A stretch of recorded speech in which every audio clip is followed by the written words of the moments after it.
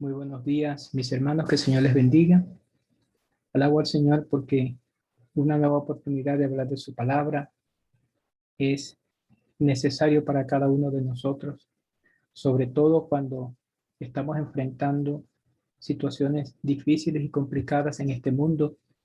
Y eso nos dice pues que Dios, además de estar cuidándonos cada día, está haciendo pues que podamos crecer tanto espiritualmente como en todo aquello que el Señor quiere que crezcamos, en comunión, en oración, y quiere pues que su pueblo cada día esté glorificándole, no solamente con la boca, sino también con nuestras vidas. Y precisamente eh, teniendo en cuenta y en mente lo que está comenzando en esta semana, lo que para el mundo es algo importantísimo celebrar. Muchos quieren celebrar la Semana Santa, la Semana Mayor, y podemos nosotros como cristianos aprovechar esta ocasión porque esto motiva a mucha gente a voltear hacia Dios, a buscar a Dios, a ver pues qué tiene Dios. Por supuesto, después del efecto Semana Santa, después del efecto crucifixión o resurrección de Jesucristo, mucha gente vuelve a su vida normal. Lastimosamente, mucha gente, su corazón no está con Dios, pero el trabajo de nosotros como cristianos es necesario hacerlo para tomar en cuenta que muchísima gente necesita conocer de Dios y nosotros pues reafirmar nuestro compromiso con el Señor de llevar el Evangelio así como Él lo mandó, como Él lo dejó. Por lo tanto, mis hermanos, esta semana donde la gente celebra, conmemora, recuerda la semana de crucifixión de Cristo, nosotros estamos alegres, estamos contentos, porque ese fue el inicio de un camino para el sufrimiento de Cristo, pero salvación nuestra, salvación de vida eterna para nosotros como hijos de Dios. Es importante, pues, empezar a ver cómo Dios obra con cada uno de nosotros. Y tenemos que ver que no es una simple entrada, no es solo el llamado Domingo de Ramos. Nosotros tenemos que ver a Jesucristo como el verdadero Rey. Mucha gente lo aclamaba como Rey, pero su corazón estaba tan lejos, su conocimiento en cuanto a Jesucristo estaba tan distante que ellos no lo vieron como Rey, sino lo vieron en una ocasión solo para dar víctores, porque más adelante, días más adelante, estaban gritando, crucifícale, y así lo hicieron. Tenemos que ver entonces a Jesús como el verdadero Rey. En Mateo 21, versículos del 1 al 11, vemos este relato en el cual se muestra cómo Jesucristo estaba ante muchos como el verdadero Rey. Y podemos verlo, dice el versículo 1, cuando se acercaron a Jerusalén y vinieron de Betfagé al monte de los olivos, Jesús envió 2 discípulos, diciéndoles, id a la aldea que está enfrente de vosotros, y luego hallaréis un asna atada y un pollino con ella, desatadla y traédmelos. Y si alguien os dijere algo, decid, el Señor los necesita, y luego los enviará. Todo esto aconteció para que se cumpliese lo dicho por el profeta cuando dijo, decid a la hija de Sión, he aquí tu rey viene a ti, manso y sentado sobre un asna, sobre un pollino, hijo de animal de carga. Y los discípulos fueron e hicieron como Jesús les mandó, y trajeron el asna y el pollino, y pusieron sobre ellos sus mantos, y él se sentó encima, y la multitud, que era muy numerosa, tendía sus mantos en el camino, y otros cortaban ramas de los árboles y las tendían en el camino. Y la gente que iba delante y la que iba detrás aclamaba diciendo, Hosana al Hijo de David, bendito el que viene en el nombre del Señor, Hosana en las alturas. Cuando entró él en Jerusalén, toda la ciudad se conmovió diciendo, ¿quién es este? Y la gente decía, este es Jesús, el profeta de Nazaret de Galilea. Este es un relato que mucha gente conoce. Este es un relato que muchísima gente ha querido interpretar, pero es un relato que muchos no han entendido. Y quiero decirles porque hay un ambiente que se estaba manejando, algo pues que mucha gente había empezado a notar en esos días.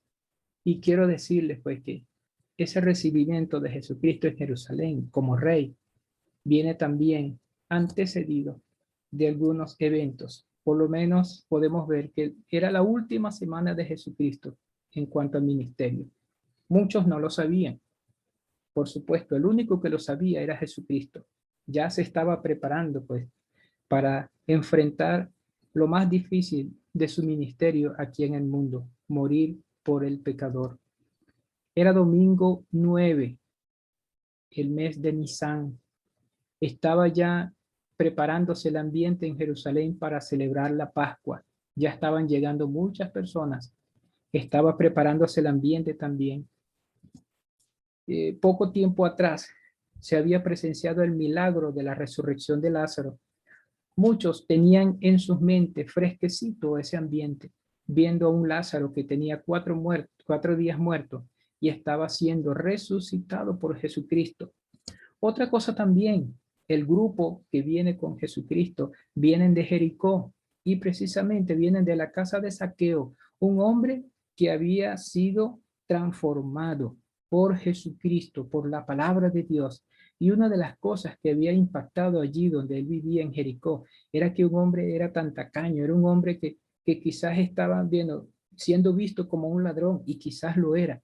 Estaba entonces cambiando de vida y aceptando a ese Jesucristo, a ese hombre como Salvador, como Señor, y empezó a dar muestra de ese cambio en su vida en esa ciudad de Jericó.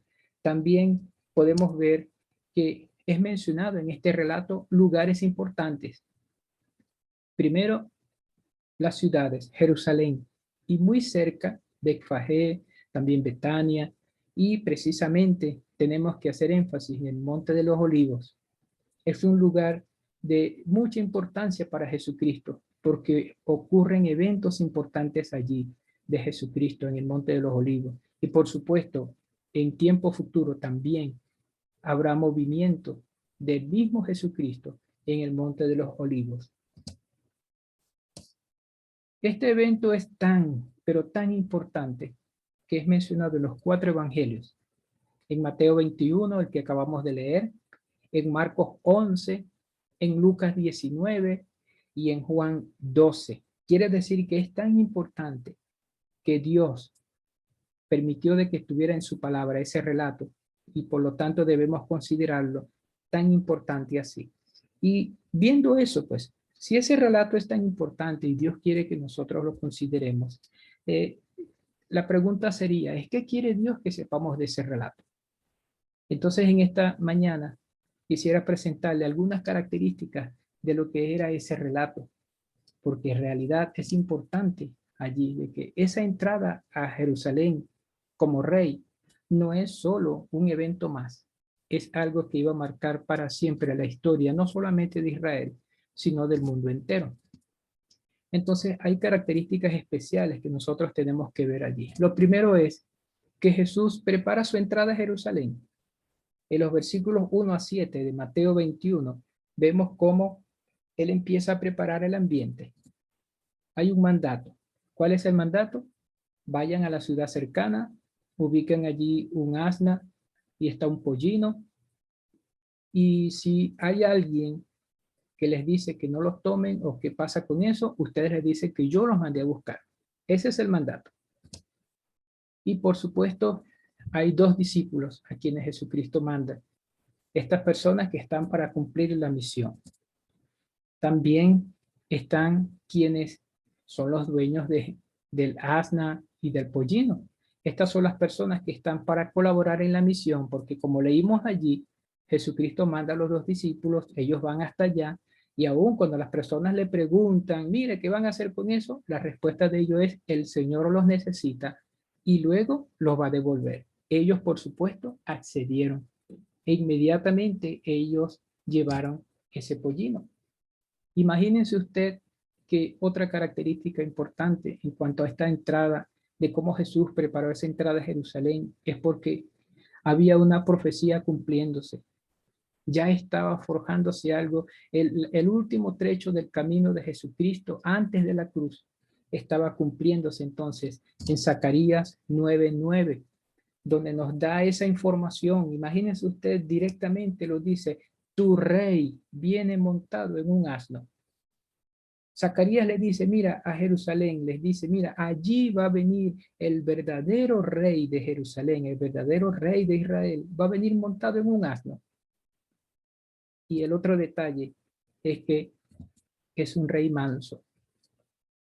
Cuando un rey entra a una ciudad, mayormente viene a conquistar o viene de conquistar a alguien, y trae prisioneros, trae tesoros que quitó, está antecedido por trompetas y mucha gente aplaudiendo por algo logrado allí.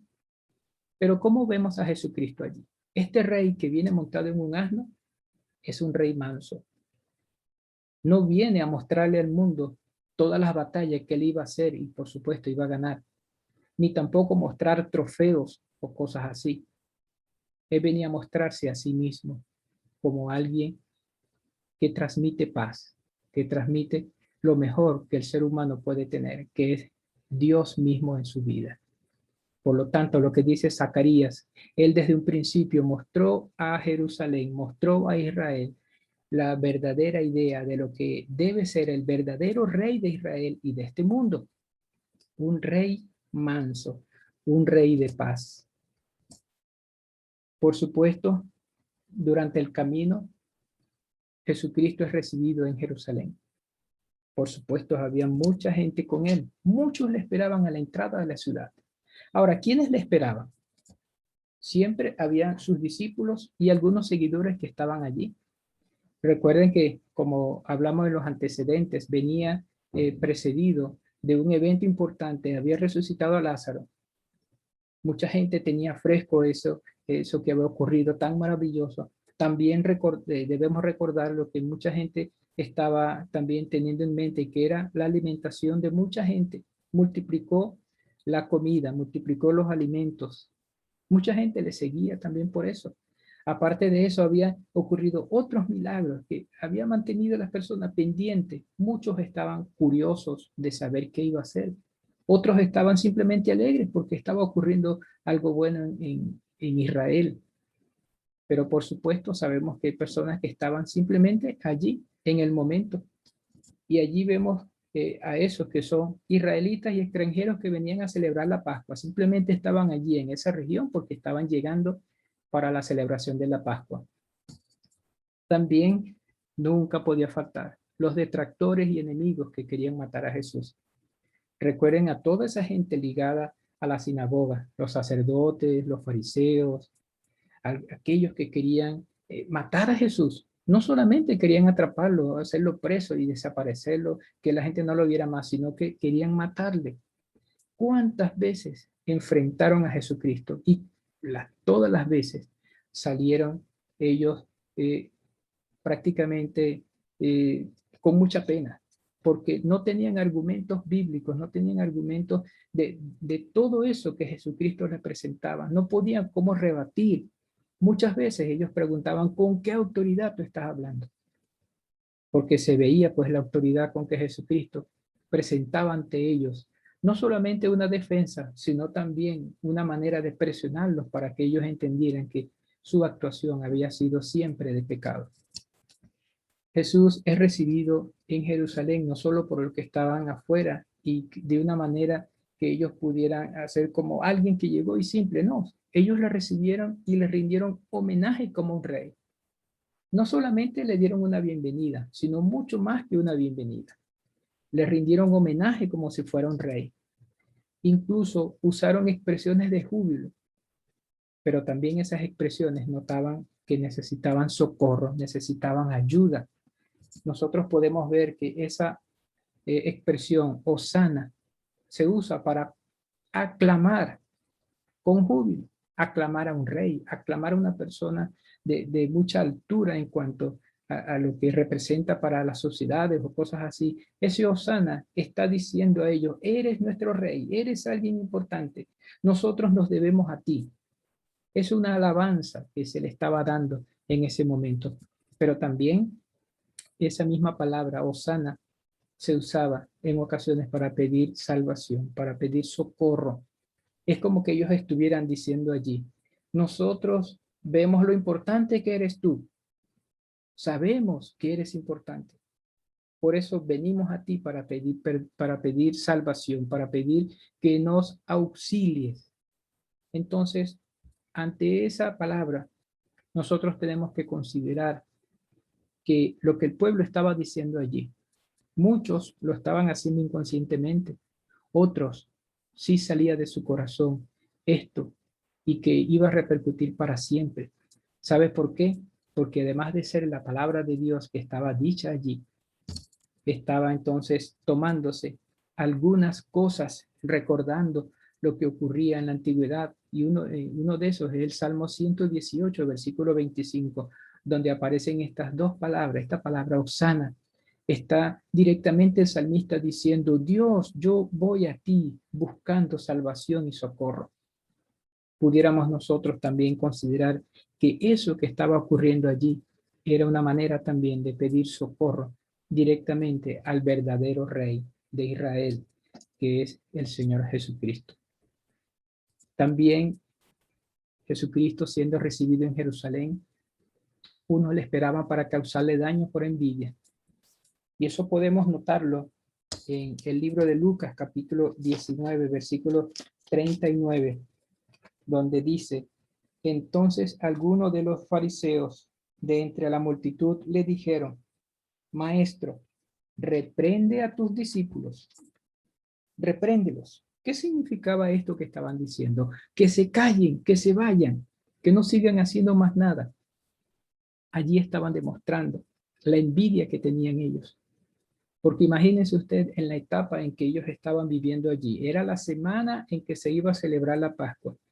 ¿Quién iba a ser la figura central? Los sacerdotes, los fariseos, la gente que estaba manejando todo ese aspecto religioso, porque ellos eran el poder religioso. Estaban siendo desplazados en ese momento por una persona a quienes ellos le tenían mucha rabia, porque desde un principio enfrentaron a Jesucristo. Siempre ellos querían estar por encima de lo que Jesucristo estaba diciendo.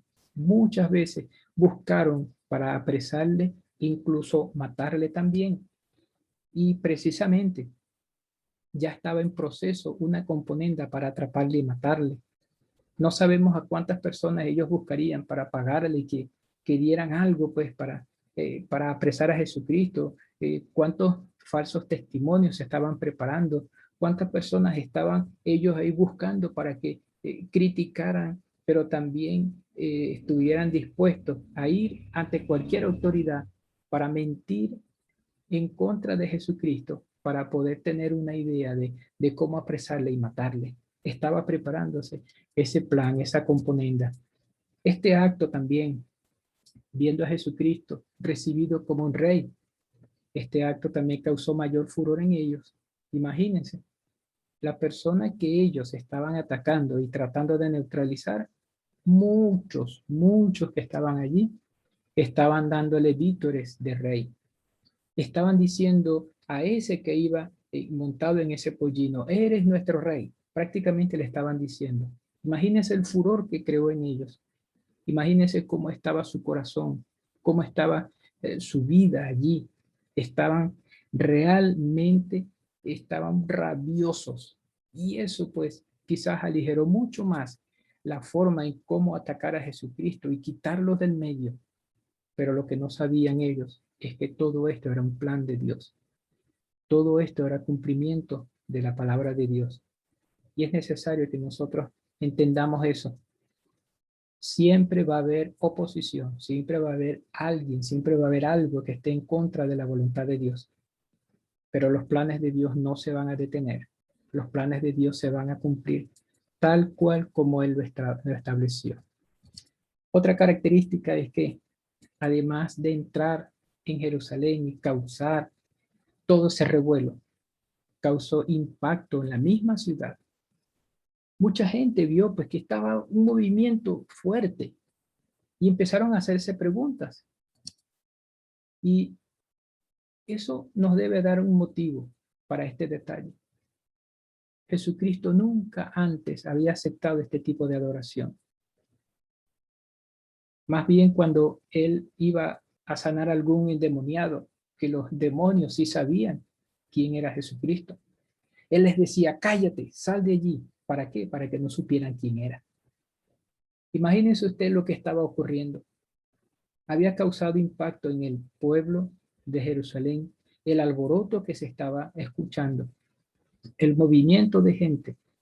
Yo me imagino también ellos pensando, pero bueno, pero ¿por qué dicen ellos eso? ¿Por qué están dando alabanza a alguien? Están bajo el imperio romano.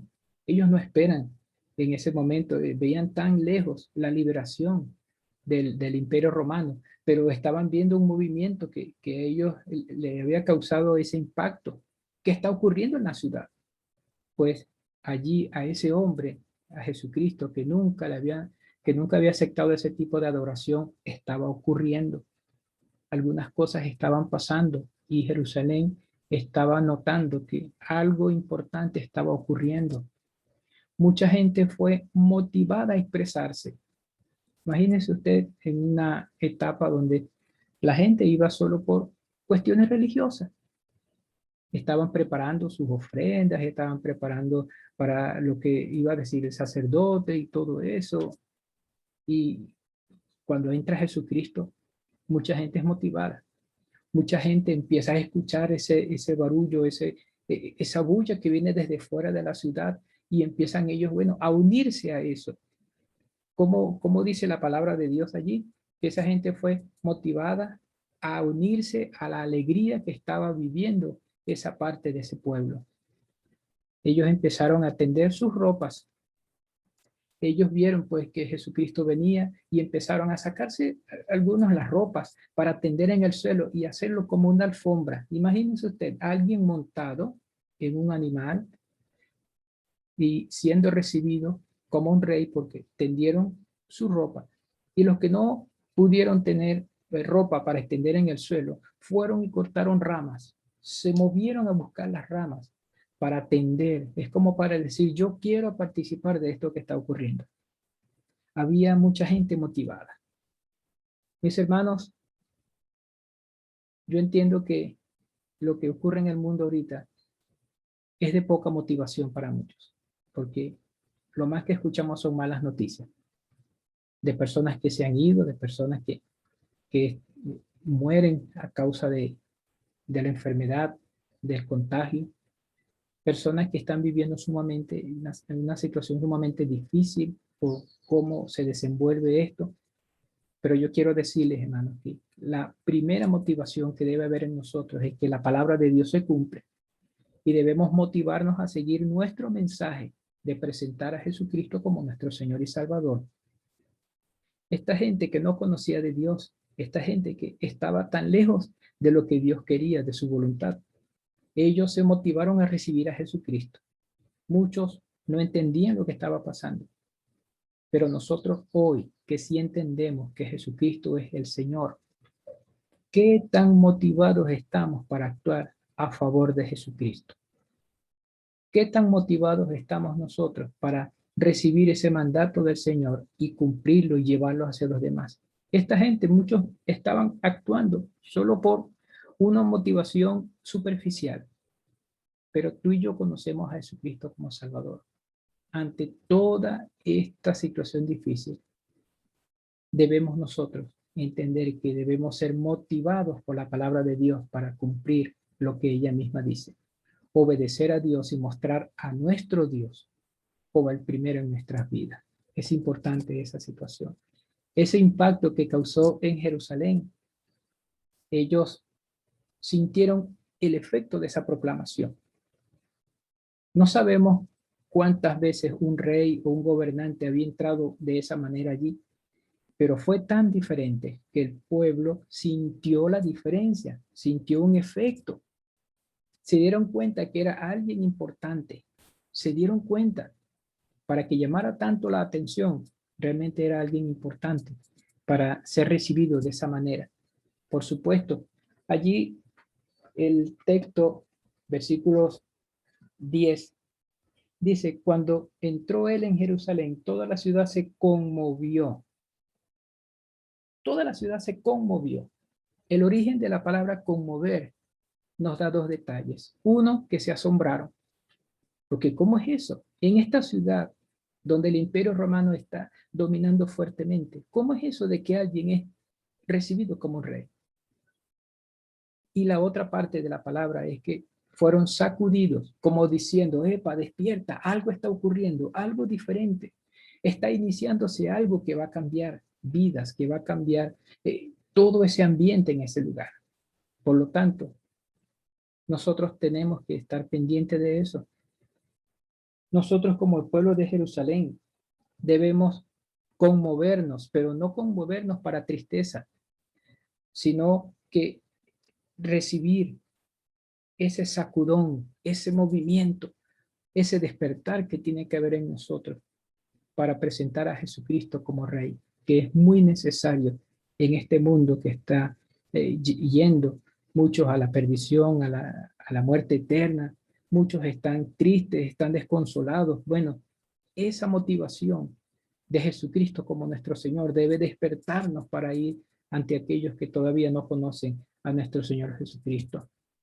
Ellos preguntaron allí en Jerusalén quién era ese hombre. Eso entonces nos hace pensar dos cosas. Primero, que muchos que vivían en Jerusalén no conocían a Jesucristo. Muchos que vivían allí no se habían notado, no habían notado lo que había ocurrido con Jesucristo. Pero también otra cosa que debemos considerar es que aunque le conocieran que era, como varias veces dice la palabra de Dios, ese no es el hijo del carpintero, ese no es hijo de María, nosotros no conocemos sus hermanos, o sea, muchos le conocían como una persona, como tal, como alguien que estaba allí en toda esa región. Ellos quizás preguntaban allí, ¿realmente quién es ese Jesucristo? Esa es la pregunta que muchos se hacían. ¿Realmente quién es ese que lo están recibiendo de esa manera? Quizás a alguno le vendría a la mente las palabras que Jesucristo daba, los mensajes, las enseñanzas, las parábolas, la forma en cómo enfrentaba a los fariseos y a los sacerdotes y fariseos quedaban callados porque no hallaban cómo repeler eso, cómo contrariar. Muchos en sus corazones preguntaban, ¿realmente quién es este entonces? Yo quiero decirles, mis hermanos, que en nuestra vida y en nuestro corazón tiene que haber algo así. Tiene que haber algo que nos sacuda, que nos motive, que nos inste a preguntar realmente quién es Jesucristo en nuestra vida. ¿Es nuestro Salvador? ¿Es nuestro Señor? ¿O solo es, como dijeron algunos, que era un profeta? Muchos de nosotros a veces tenemos a Jesucristo como un simple profeta, como alguien más de una religión. Pues mis hermanos, esto que ocurrió en Jerusalén tiene que ocurrir en nosotros también. ¿Cuánto tiempo nosotros tenemos en la iglesia? ¿Cuánto tiempo nosotros tenemos de haber creído en Cristo como Salvador? ¿Realmente vemos a Jesucristo como nuestro Dios? ¿Lo vemos como nuestro Rey? ¿O simplemente es una religión que seguimos? Hay que tener mucho cuidado porque, como dice la palabra de Dios, el pueblo de Israel se conmovió, pues Dios quiere que nosotros seamos conmovidos, pero conmovidos a hacer lo correcto, a hacer la voluntad de Dios. Dios no quiere que nosotros estemos gritando y cantando y haciendo cosas si nuestro corazón está lejos de Él. Dios quiere que realmente le sirvamos de todo corazón, que seamos movidos a misericordia, pero también seamos movidos a la alabanza y la gloria que merece nuestro Dios con nuestras vidas. Que cuando la gente nos vea, vea que Dios vive en nosotros. Y ese es otro aspecto que nosotros debemos considerar. Ver a ese Jesucristo realmente quién es. Cuando Jesús entra en este mundo, Jesús lo hace de una manera tan diferente a los demás, porque nace en un pesebre. Nace en un lugar donde nadie espera nacer. Incluso estuvo buscando sus padres, buscando un lugar óptimo para que una mujer diera luz, pero no lo hallaron. Dice la palabra de Dios que no hallaron ese lugar óptimo, pues nació en un pesebre. Quiere decir entonces que esa entrada a este mundo fue tan humilde y tan impactante a la vez, que recibió a ese Rey de Reyes y Señor de Señores en un pesebre. Vemos esta entrada ya adulto, casi culminando su ministerio, entrando en un pollino, siendo recibido como un rey, pero como dice la profecía allí en Zacarías 9:9, es alguien que viene en un asno, en un pollino, y dice la palabra de Dios allí, dice que ese rey está siendo recibido como un rey manso. Y por supuesto, debemos recordar lo que ocurrirá más adelante con ese mismo rey. Esa entrada, esa segunda entrada a este mundo será en gloria como rey todopoderoso, porque vendrá a gobernar en este mundo. Entonces vemos esas tres etapas: su nacimiento en un pesebre, en un lugar que nadie esperaba; su entrada a Jerusalén montado en un animal que nadie esperaba ver, a un rey victorioso montado en un pollino, mostrando siempre humildad, pero cuando llegue el momento real de gobernar en este mundo, será en gloria, como un rey todopoderoso, como lo dice el apóstol Pablo en una de sus cartas en Primera Tesalonicenses. Debemos concluir entonces, mis hermanos, en Jesucristo siempre se cumplió y se cumplirá lo escrito en la palabra de Dios. Cada profecía fue cumplida en Jesucristo y fue cumplida por Jesucristo y será cumplida en este mundo, porque la palabra de Dios permanece para siempre y la palabra de Dios se cumple. El Señor siempre usa a personas para cumplir su obra en este mundo. Vemos a esos dos discípulos que fueron enviados e inmediatamente cumplieron esa orden. Y también esas personas que dieron esa colaboración no prohibieron nada, sino todo lo contrario. Estuvieron dispuestos a colaborar para que la misión del Señor Jesucristo fuera completa. Hay corazones dispuestos entonces a colaborar con los planes de Dios. Mis hermanos, mire, si tú y yo no vamos, Dios envía a otro. Si tú y yo no damos, Dios va a hacer que otro dé. Lo que sí debemos estar seguros es que los planes de Dios se cumplen.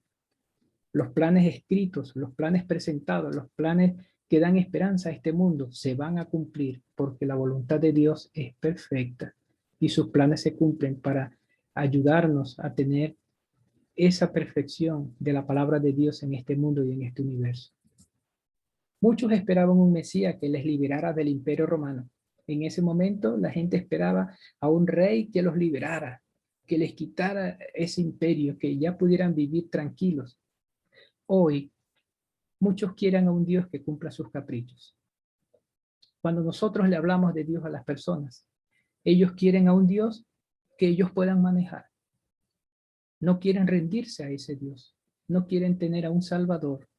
Ellos no quieren tener a un Señor. Ellos quieren tener a alguien que solucione sus problemas a su antojo, en sus caprichos. Lamentablemente, muchas iglesias, muchas personas que están en las iglesias, tienen eso. Quieren a un Dios que solo cumpla sus caprichos. Es necesario volvernos a ese Dios que nos ama. Es necesario reconocer a ese Dios que envió a su Hijo Jesucristo para que sea el Rey de nuestra vida y nos gobierne, porque el gobierno de Jesucristo en nosotros es perfecto, además de ser eterno. El verdadero impacto de Cristo en tu vida y en mi vida nos lleva ante un Rey que nos garantiza la vida eterna. Nosotros queremos ir al cielo. Todo el mundo quiere ir al cielo. Pero ¿cómo encontramos esa manera de llegar al cielo? Tiene que ser a través de Cristo. Y Jesucristo quiere llevarnos ante Dios para que vivamos eternamente y para siempre con nuestro Dios. para que vivamos eternamente y para siempre con nuestro Señor Jesucristo. Quiero decir, pues, a todos aquellos que no conocen a Cristo como Salvador, es necesario que tú también las recibas como Rey, como Señor, pero como Rey y Señor, no solo de una religión, sino de tu vida, que viva para siempre en ti, que tú cuando le conozcas puedas pedir perdón por tus pecados, sabiendo pues que cada pecado que cometemos nos alejan de Dios y Él quiere pues cambiar tu vida. Él quiere ser tu Rey, pero Él quiere también que tu vida permanezca para siempre, que vivas eternamente, porque necesitas un Salvador. Mis hermanos, muchos de nosotros nos portamos como religiosos. Vamos a la iglesia, nos preparamos para ir a la iglesia, leemos la Biblia, oramos, pero realmente pertenecemos a un Rey. Cumplimos esos mandatos de ese Rey. ¿Realmente Jesucristo es nuestro Señor o solo son emociones? Mis hermanos, cada día la palabra de Dios nos sacude para que abramos los ojos. Y es necesario pues que en este momento en que realmente necesitamos de Dios para que nos auxilie, no solo sea la motivación para buscarle, que nuestra verdadera motivación para buscar a Dios es que le amemos realmente de corazón y que veamos en Él nuestra única salida, nuestra única solución. Porque cuando Jesucristo vino a morir por este mundo, lo hizo por amor. Nosotros debemos también mostrar nuestro amor por Él y recibirle como nuestro Señor, como nuestro Salvador, como el verdadero Rey que tiene que estar en nuestra vida eternamente y para siempre. Dios nos bendiga, Dios nos guarde, Dios nos dé siempre de su amor y de su misericordia, para que podamos vivir como Él lo desea. No que lo veamos como un simple rey, sino que lo veamos como el Señor de nuestra vida. Dios nos bendiga, Dios nos guarde.